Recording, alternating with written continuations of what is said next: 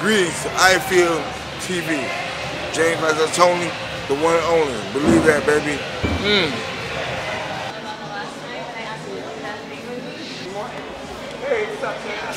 Go ahead, boy. Okay, let's talk a bit more about the current heavyweight division, the division that sucks. Why does the heavyweight division suck? Everybody is protecting each other. I mean, like I said, if you look at this couple of heavyweights, it's probably the weakest ever. And plus, ain't nobody fighting each other. Ain't nobody fighting nobody. I mean, everybody waiting for the Klitschkos. The what? The Klitschkos. And what do you think about Bermane and Stavern fighting Deontay later this year? The purse bid is going up now. What do you think of that fight? What do you think of those guys? I don't think none of Deontay Wilder. Paper-mache. Paper-mache, he's a paper-mache fighter. You hit him, you put a hole right through him. He ain't fighting nobody. The guys he fight, you can fight him and beat him. But Bermane, good fighter. I like him. He's a strong fighter. He's the type of guy I like to fight. Why do you like to fight those kinds of guys? Because they come to you. And really, he's kill or be killed. He fight for his. And that's where in the other thing, when you hitting that paper mache chin, you hear this. It's glass. So you think Bermane wins that fight? Easily, 3 or 4 rounds. It'll be overweight. And then what's next? What would you like to see Bermane do next? Fight James Toney. Fight James Lifestyle Toney, the one and only, the real heavyweight champion of the world, the IBU International Boxing Union, International Boxing Union heavyweight champion, world champion, the only heavyweight champion, the one that matters, the one that counts. And everybody know who the hell I am. The one I can walk out of New York, everybody know me. I walk in Hollywood, everybody know me. My goal is to become the undisputed heavyweight champion of the world, which I know I can achieve if these guys quit being scared and quit making excuses, and people will love to see it, will pay to see it. Cause I won't fight Klitschko, but Klitschko, but I don't think it's gonna happen because he's still running scared of me. I mean, Klitschko, we should have fought 8 years ago, 5 years ago. We can fight right now. I don't like they know because the mistake that I made was in 1996. I sparred with Vladimir and beat the brakes off his ass. And so I think that's kind of that's in the back of their mind and why they don't want to fight. I'm still the IBU World Heavyweight Champion. I ain't going nowhere. I will be back to England. I can't wait to get back there. And I want Tyson Fury. I really want that guy. Oh man, well I think a lot of us. He's garbage. You think Tyson's garbage? Garbage. You don't think he has any skills at all? He ain't fighting nobody. He's not fighting. Tyson Fury. You only measure up. You don't measure up to your opponents. You're fighting guys with upside down records. You both fight David Hay. He fell out. You both fight what's the one guy named Derek Chisora. Derek Chisora. He pulls out. What do you think of his style? Do you think he's got quick hands for a big guy? Who? Tyson Fury. Man, Tyson is sloppy. Sloppy, seriously. If anybody think he's really, if you really, you're a boxing reporter, right? Yeah. How long have you been in boxing? A while, but like 5 years. Do you honestly think this guy's a fighter? I think he has a suspect chin. Okay, at least you honest. See, the guy, he has no chin, no skills at all. But he's out there just using his size, bullying people who are scared of him. I'm not scared of him. I'm gonna take it to him. Tyson Fury, I know you're in the UK, I know you're the man over there, but when I was there in November, I didn't see you. I was hoping I'd see you, but it didn't materialize. But you know what? I would come out to England, fight you in Wimbledon Stadium, and knock your ass out, and let all the English people say, Toney, Toney, Toney. You know what I'm saying? It's what it is. What do you think, James, of Shannon Briggs' recent behavior? Shannon, you look like a fool. After you got broken up last time before, who did you fight? Before Vitaly. When Vitaly broke you up, and they left you in the hospital for all them weeks, What makes you think you're gonna beat Vladimir? You know, if you really want to fight Vitaly, fight the red heavyweight champ, James Toney. I'll fight you anywhere, anytime. Just call me, let me know. And then if you beat me, then you fight Klitschko, but you won't beat me. What do you think of Derek Chisora? Oh, Derek, he's a tough guy, pretty good fighter from what I've seen, but not much. If you want to fight, we can fight too, no problem. What did you think of David Haye as a champion? Do you think he has skills? I mean, you both fought John Ruiz.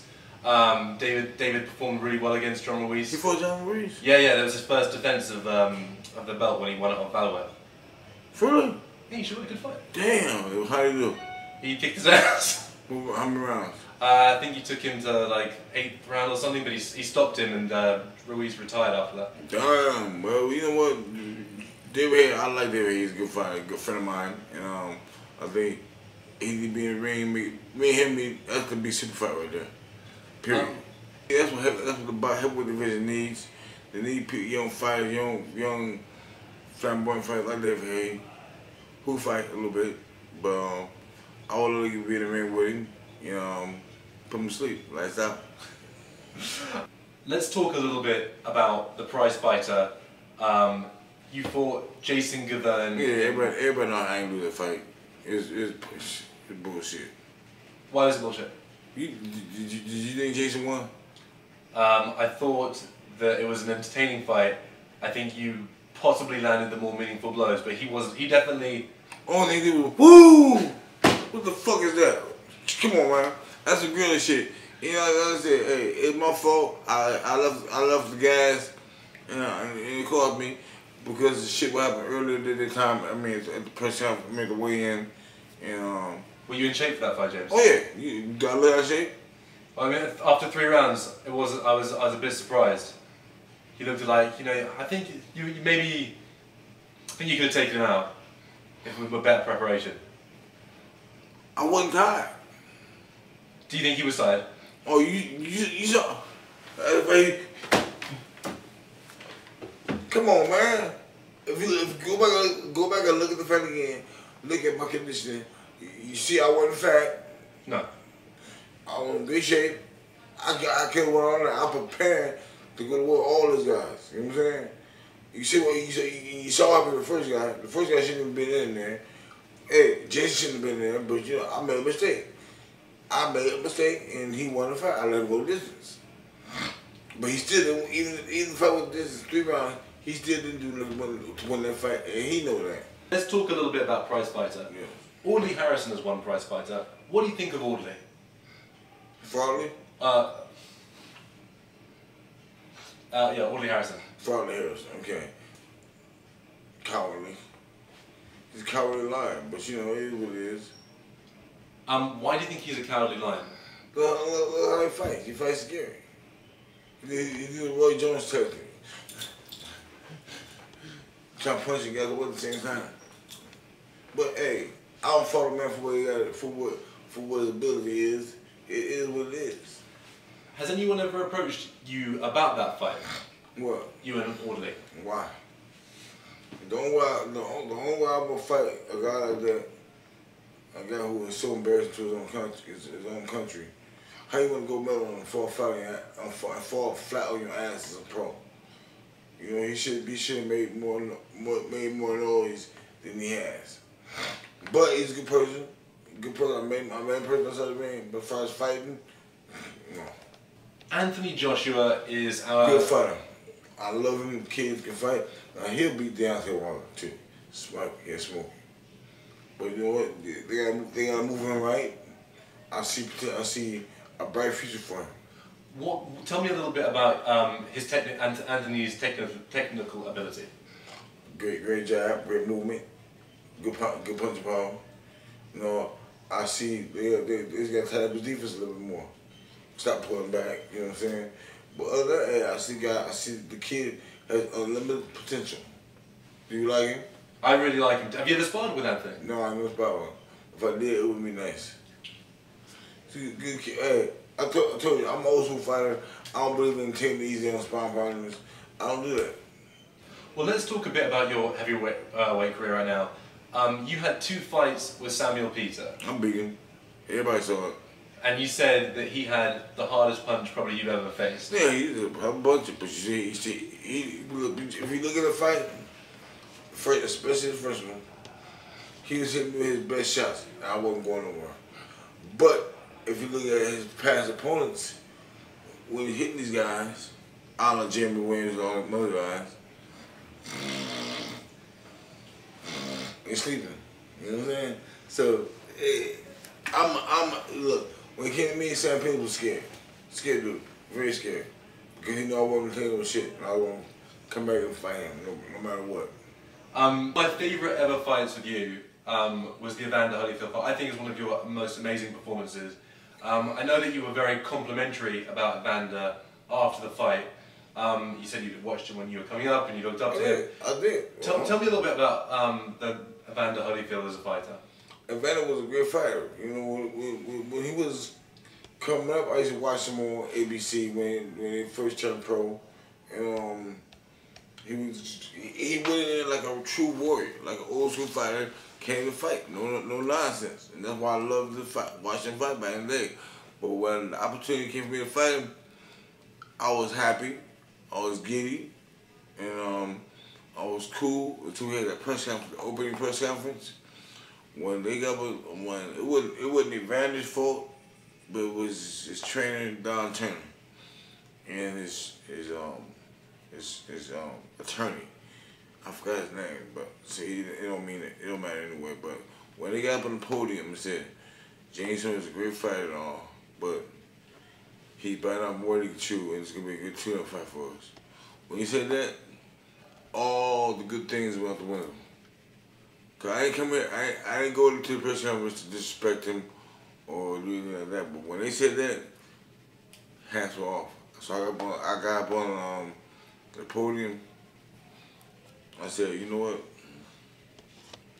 I came here to be nice and be cordial with you guys, but since y'all gonna come here and be disrespectful, just for that, I'm not getting ran out. And when I get done with it, I'm gonna piss on this choir. From that day on, I left from the press conference, went straight to the gym, and start working on Operation Knockout. And I told everybody I would knock him out. Everybody thought I was kidding. I was trying to break him off real bad. First I told him I was gonna beat him up real bad, then I'm gonna knock you out. And that's what I did. After the Evander Holyfield fight, you gave a really entertaining interview with Jim Gray. Jim Gray, he's a frustrated athlete. I mean, this guy should never be allowed to call a fight or it was just disgusting for what he did. First with Pete Rose and then with me and Evander Holyfield. You know, Evander just got his ass whooped for 9 rounds. You know, I ain't went. You know, I had to be what my idols are. I didn't want to do it, but I had to because the situation. And I didn't want to hear this guy say, well, Evander this, that, blah, blah, blah, blah, blah. I didn't want to hear all that. It was disrespectful. So I handled the best way I could. But if there wasn't no cameras or no people around, it'd be a different way. Got milk, baby. All that. I got milk for you.